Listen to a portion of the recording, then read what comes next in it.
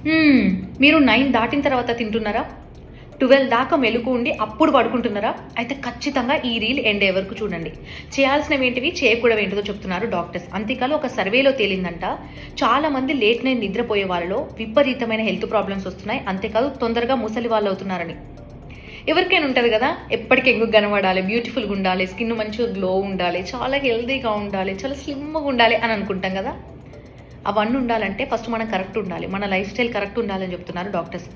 ఒక సర్వేలో తేలిన విషయం ఏంటంటే, లేట్ నైట్ ఫుడ్ తీసుకునే వాళ్ళు, లేట్ నైట్ నిద్రపోయే వాళ్ళలో చాలా రకాల ప్రాబ్లమ్స్ వస్తున్నాయట. ఎస్పెషల్లీ స్కిన్ ప్రాబ్లమ్స్ వస్తున్నాయంట. అండ్ డయాబెటిస్ అటాక్ అవుతుందంట, బీపీ వస్తుందంట, హెయిర్ ఫాల్ అవుతుందంట. విపరీతమైన స్ట్రెస్ ఉంటుందంట. కొందరికైతే మైగ్రేన్ కూడా వస్తుందంట నిద్ర సరిగ్గా లేక.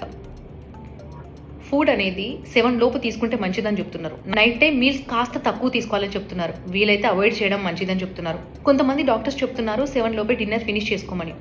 ఒకవేళ మీరు జాబ్ చేస్తూ ఇంటికెళ్ళేసరికి లేట్ అయితే అట్‌లీస్ట్ 8 వరకైనా ఫినిష్ చేసుకోవాలి. ఒకవేళ మీరు ఆఫీస్‌లో ఉన్నట్టయితే 8:30 లోపు ఫినిష్ చేసుకుంటే మంచిదని చెప్తున్నారు.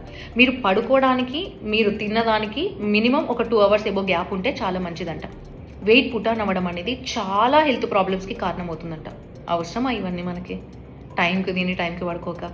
అవును. మాకు నైట్ షిఫ్ట్ ఉంది. మేమేం చేయాలి? యెస్.